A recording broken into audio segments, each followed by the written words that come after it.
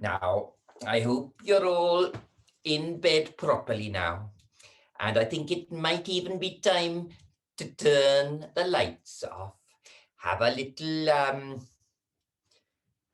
have a little whiskey or finish your cocoa and get nice and comfortable.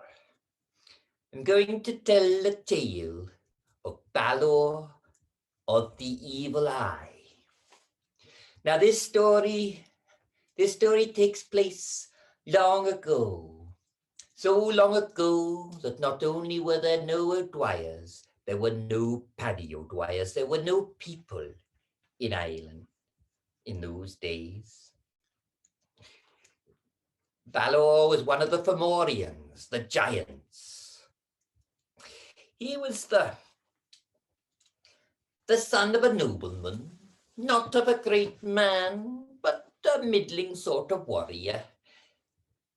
And he was a very naughty, a very headstrong boy, always out and always doing things that he wanted and ignoring what other people said, always liking to go and see the cows and spend time with them, for there were few things that he liked more than cows.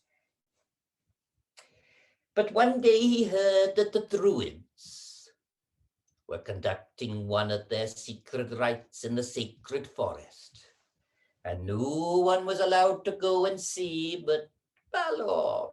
Well, he felt he'd like to see, so he crept in. He ran from tree to tree until he saw a clearing, and in the clearing was a fire, and on the fire was a cauldron. Looking around, well, Balor could not see anyone, so he crept up to look into the cauldron. And as he got close, it suddenly started bubbling, and a little bit of bubble and spit and steam came out and hit his eye and made him scream and yell with pain and agony. The Druids came a running, and they saw what had happened, and they were horrified. For that cauldron, well, it was the death potion in it. And they said that Balor's eye would be a death eye. Anything it looked at, it would kill, and no greater curse could they imagine than this. Well, they put magic ointments on and calmed it and covered it with a patch, and they could think of no punishment greater than the punishment of this evil eye, and they sent him on his way. Well, the eye did strange things. It grew. It seemed to grow faster than he himself, and he was a Fomorian and a strong man. It grew so that he was struggling to carry this great eye around. But then he grew strength and grew big. Yet also he'd been told never to open this eye. But he thought he'd give it a try once or twice when no one was around, and he rather enjoyed when he saw a flock of birds coming by, opening his eye, and them all dying, falling out of the sky.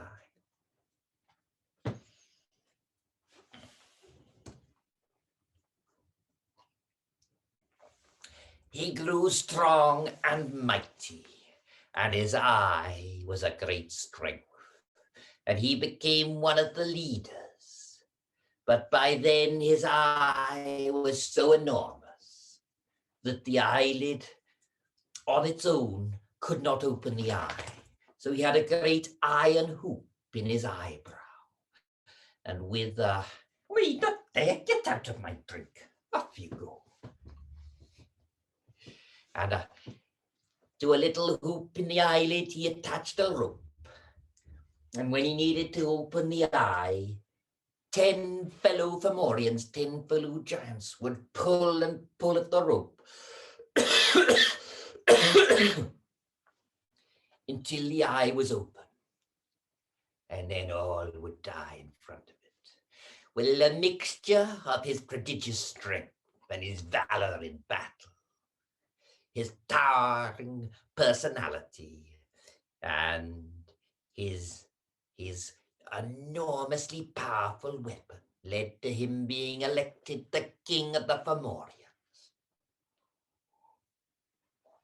And he set up his kingdom on Tory Island, and there on the top of the great big tower he would scan the seas.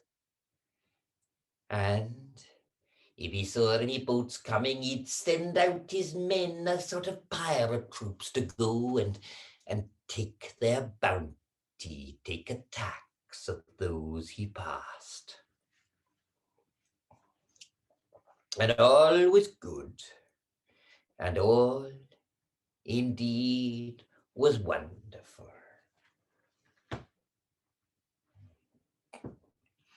Until his chief druid had a dream, and what's more came to tell him about the dream. In the dream, Balor of the Evil Eye was killed by his grandson. Now, Balor didn't like the idea of dying, and he didn't like the idea of being killed by a grandson. And this troubled him. But he thought he saw a way out, for he had one daughter, Eileen, and whilst he liked her well enough, she was a woman after all, and, well, he couldn't quite bring himself to kill her, but he wanted to make sure that she never had any children.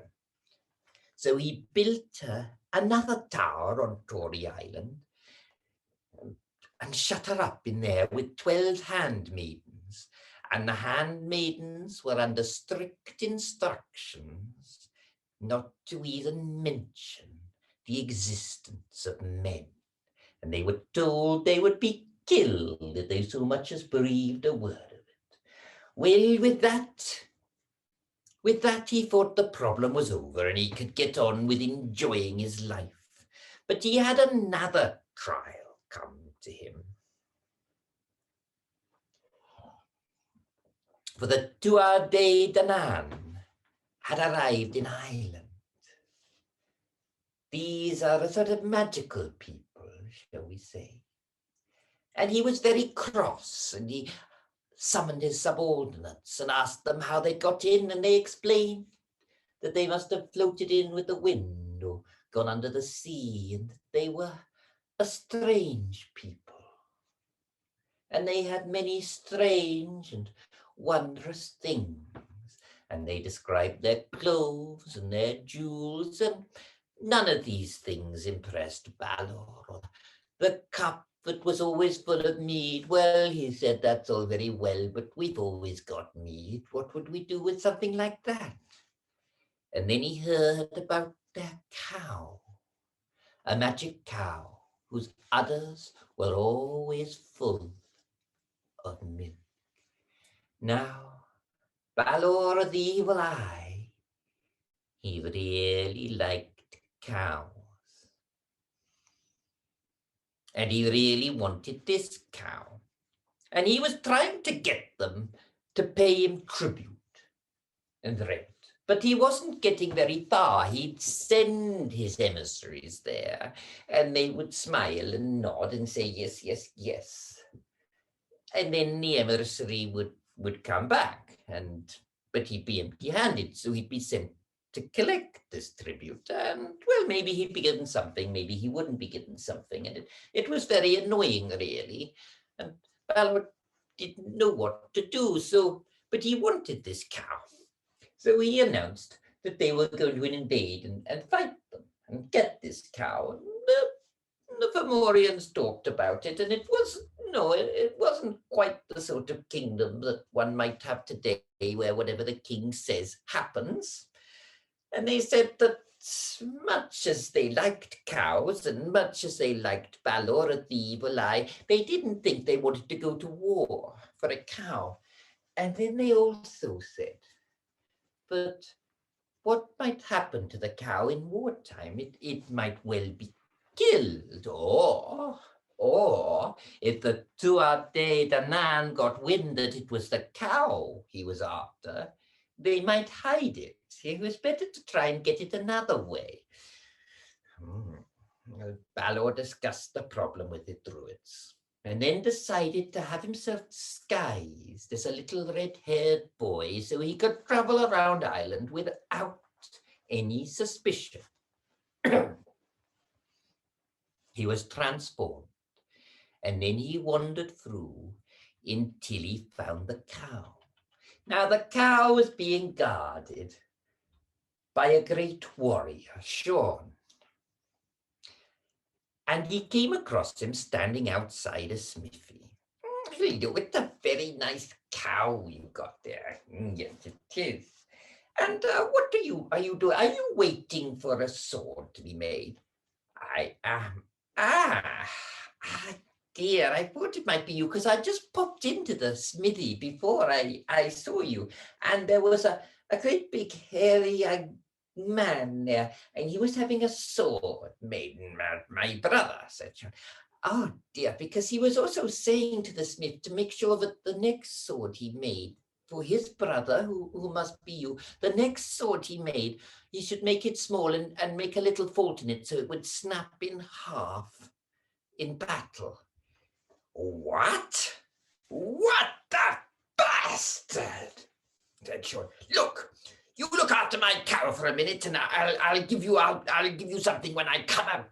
And he stormed into the smithy.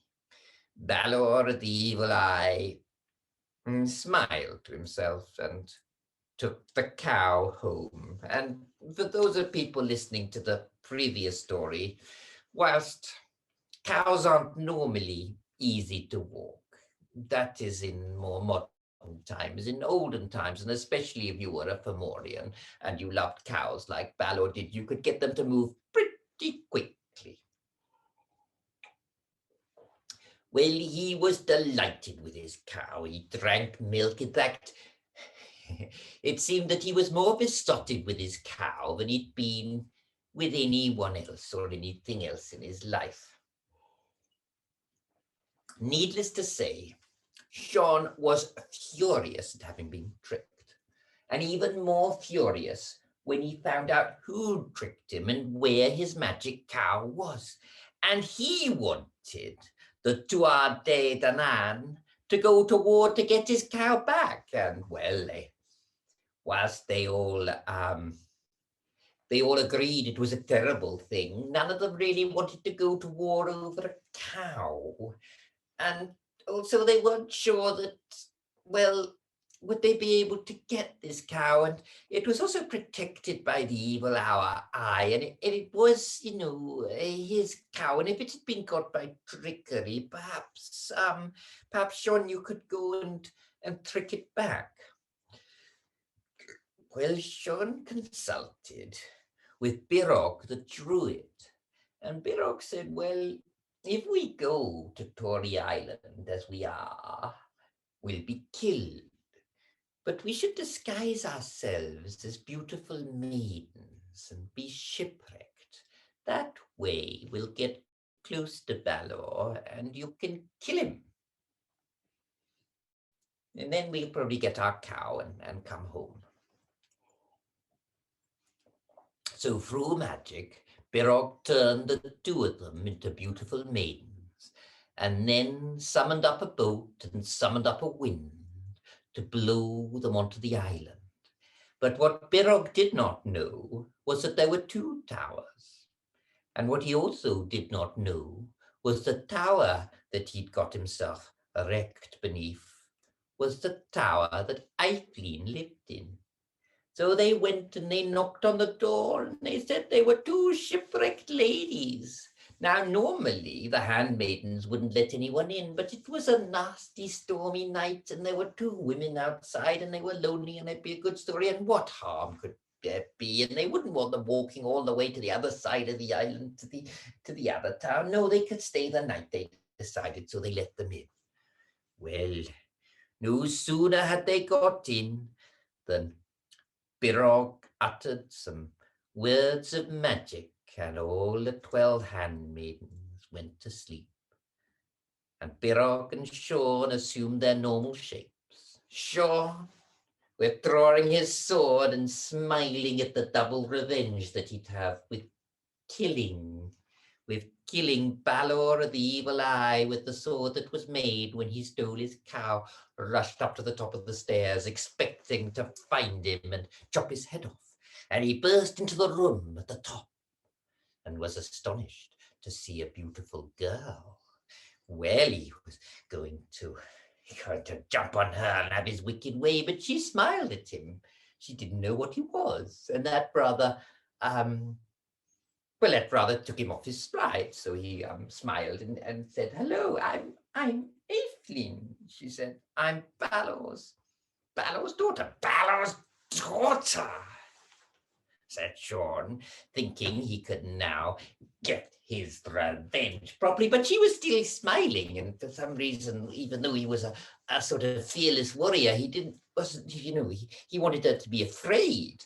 But then he smiled back, and he sat down next to her, and then he took her hand in his, and she smiled, and she took his hand in his, and well, one thing very quickly led to another, and they were having a high old time, and well, it was, he was getting his revenge with with the king's daughter, and he was enjoying it too, and she was enjoying it, and he'd never felt this way before, and he was in love.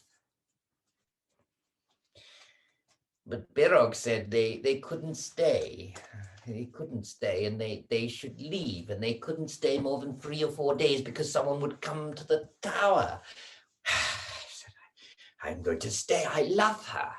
"You can't." "Well, let's take her with us." "You can't take her with you. Listen to me, Sean. You've had your revenge. You've gone behind her father and had your wicked way with his daughter. That is enough. He doesn't need to know about it. It's even funnier that he doesn't know about it. We'll all know about it. I'll tell everyone about it.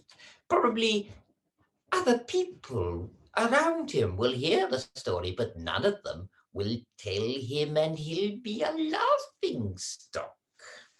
We can't take her back with us, because if we take her back with us, he will hear of it, and then he will invade, and there'll be a war. And, well, if they doesn't invade, we'll have to send her back, and then what will be the point of it? It's much better, remember. It's not like he came and stole your daughter, is it? He just stole your cow. It's a magic cow, but it's a cow." Well, Sean allowed himself to be persuaded and reluctantly said goodbye to his love, and they sailed off into the night.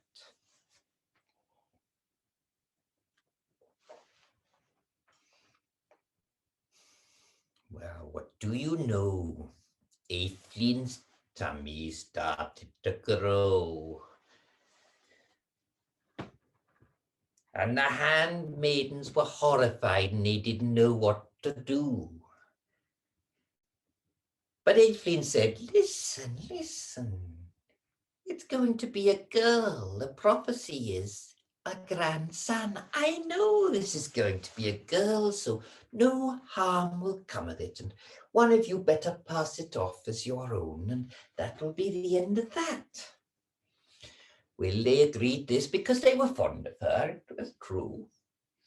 But unfortunately, when the child was born, it was a baby, and the handmaidens felt it was a baby boy, and the handmaidens felt it was more than their lives were worth not to keep this from Balor, the evil eye. And they told him, and in his fury, he came into the tower. He grabbed the baby and he threw it far, far out to sea. Now, it just so happened that Birog the Druid was floating drifting with the winds in the clouds as the baby passed, and he put out an arm and grabbed it and took it to Sean, who named the baby Lugh.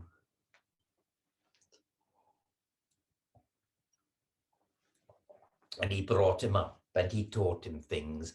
And Lugh became, well, everything he did, he excelled at. He was the greatest archer, the greatest swordsman. He threw a spear longer than any other boys. And because of this, got the name of Lugh the Long Arm. When he was 18, he went to see the High King of all Ireland, King Nuad, at the hill of Tara. And he got there to offer his services, and he knocked on the door, and they wanted to know who he was. And what is the skill that you excel at, which you will serve the king with? I don't excel at anyone's skill, said Lugh at the Long Arm. Well, you can fuck off then, they said, and slammed the door. Well, he knocked and knocked and knocked, and finally they opened it again and said, well, what is it that you want? You didn't let me finish.